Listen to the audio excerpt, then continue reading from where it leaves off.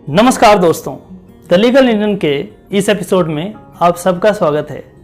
दोस्तों, क्या आपने कभी सोचा है कि एक जज हर एक प्रकार के केसों को कैसे सॉल्व कर लेते हैं? चाहे वो केस पॉलिटिकल हो, चाहे वो केस दो स्टेट के बीच में वाटर डिस्प्यूट का हो, चाहे वो केस मेडिकल नेग्लिजेंस का हो, चाहे वो केस इकोनॉमी से रिलेटेड क्यों ना हो, चाहे वो केस आरबीआई का हो, चाहे वो केस किसी सिविल सर्वेंट को अपॉइंटमेंट या फिर उन्हें illegal removal from the post का क्यों ना हो, चाहे वो केस किसी मंदिर या मस्जिद से रिलेटेड क्यों ना हो, इन तमाम प्रकार के केसों को एक जज बड़े ही आसानी से सॉल्व कर पाते हैं।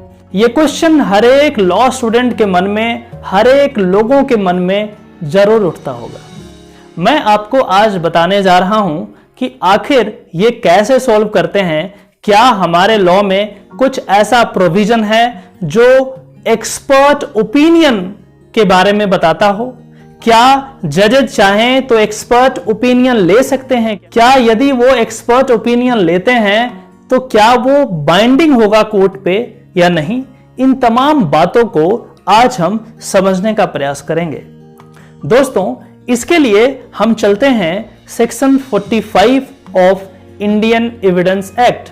यदि आप इंडियन एविडेंस एक्ट 1872 में सेक्शन 45 को देखेंगे तो आप पाएंगे ये कहता है कि ओपिनियन ऑफ एक्सपर्ट, मतलब ये कहता है कि जहां पे कोर्ट को ये जरूरत होगा कि एक्सपर्ट ओपिनियन लिया जाए ताकि केस सॉल्व हो सके, ताकि कोर्ट को असिस्टेंस प्रोवाइड हो एक्सपर्ट ओपिनियन के द्वारा, तो हमारे लॉ में ऐसा प्रोविजन है जिसमें कि जज एक्सपर्ट को बुलाकर उनका ओपिनियन ले सकते हैं। तो चलिए हम इसे देखने का प्रयास करते हैं कि क्या है। ये कहता है, when the court has to form an opinion upon a point of foreign law और ऑफ साइंस और आर्ट और as to identity of handwriting or finger impressions, the opinions upon that point of persons specially skilled, ये बिल्कुल कहता है specially skilled in such foreign law, science or art or in questions as to identity of handwriting or finger impression are relevant facts and such persons are called experts। बोलता है कि इन तमाम चीजों में यदि जज साहब किसी बंदे को, किसी पर्सन को बुलाते हैं जिनके पास इन तमाम चीजों के बारे में नॉलेज है, तो ये क्या कहलाएंगे? ये एक्सपर्ट कहलाएंगे। अब क्वेश्चन ये है कि एक्सपर्ट तो समझ में आ गया, लेकिन क्या एक्सपर्ट का ओपिनियन, क्या ये बाइंडिंग होगा? क्या एक जज साहब को फॉलो करना ही होगा? आंसर इज नो, कोई जरूरी नहीं है। एक्सपर्ट का ओपिनियन तो जज साहब ले सकते हैं, लेकिन that opinion may not be binding on the जज। तो क्या करेंगे? वो एक्सपर्ट का ओपिनियन लेंगे और उन ओपिनियन को ध्यान में रखते हुए कोर्ट अपना खुद का ओपिनियन फॉर्म करती है। और इसीलिए यदि आप शुरू के सेंटेंस को देखेंगे तो क्या कह रहा है? When the court has to form an opinion, court को ओपिनियन फॉर्म करना है, तो ये क्या करेंगे? ये असिस्ट करेंगे। तो चलिए हम कुछ केसेस को देखते हैं। दो केसेस को हम देखेंगे। मलय कुमार गांगुली वर्सेस सुकुमार मुखर्जी का 2010 का केस है, और दूसरा केस है Dayal Singh versus state of Uttaranchal 2012 का केस है। दोनों सुप्रीम कोर्ट का केस है। चलिए हम इस केस के बारे में देखते हैं। Malay Kumar Ganguly versus Sukumar Mukherjee, AIR 2010 SC 1162। ये कहता है कि for the purpose of arriving at a decision on the basis of opinions of experts, the court must take into consideration the difference between an expert witness and an ordinary witness.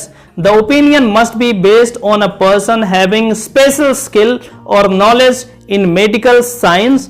It could be admitted or denied. Whether such are evidence could be admitted or how much weightage should be given thereto lies within the domain of court.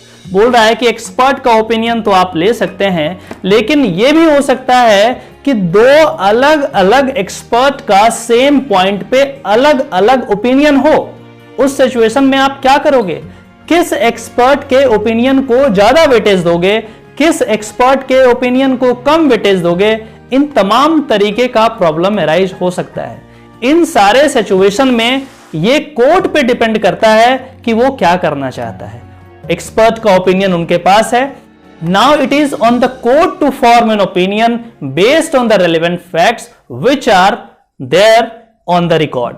तो इस तरीके से हम कह सकते हैं कि opinion तो ठीक है लेकिन वो बाइंडिंग नहीं होगा, कोर्ट को खुद से ओपिनियन फॉर्म करना पड़ता है बेस्ड ऑन दोस एविडेंसेस।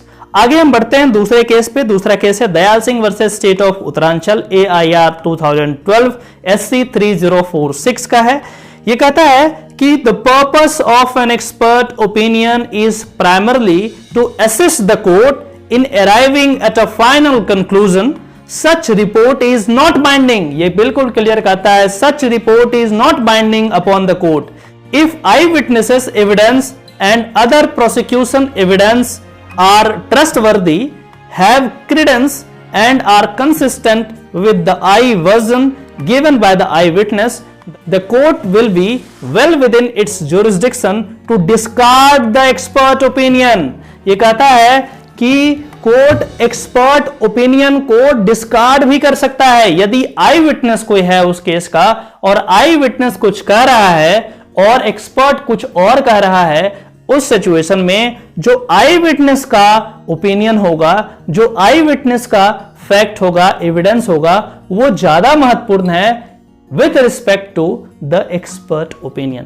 तो इस छोटे से वीडियो में हमने यह समझने का प्रयास किया है कि एक्सपर्ट ओपिनियन का हमारे लॉ में कितना रेलेवेंस है और क्या जजेस एक्सपर्ट को बुला सकते हैं, और यदि उन्हें एक्सपर्ट ओपिनियन मिल भी गया तो क्या वो एक्सपर्ट ओपिनियन बाइंडिंग होगा या नहीं। तो आंसर आपके पास बिल्कुल क्लियर है कि हाँ, एक्सपर्ट को बुलाया जा सकता है, उनका ओपिनियन लिया जा सकता है, लेकिन वह ओपिनियन जरूरी नहीं कि कोर्ट पे बाइंडिंग हो। दोस्तों, यदि यह वीडियो आपको पसंद आता है तो आप इस वीडियो को लाइक करें, इसे शेयर करें और चैनल को सब्सक्राइब कर लें ताकि आगे आने वाला वीडियो आप तक आसानी से पहुंच जाए। तो चलिए फिर से मिलते हैं किसी और टॉपिक पे, तब तक के लिए नमस्कार।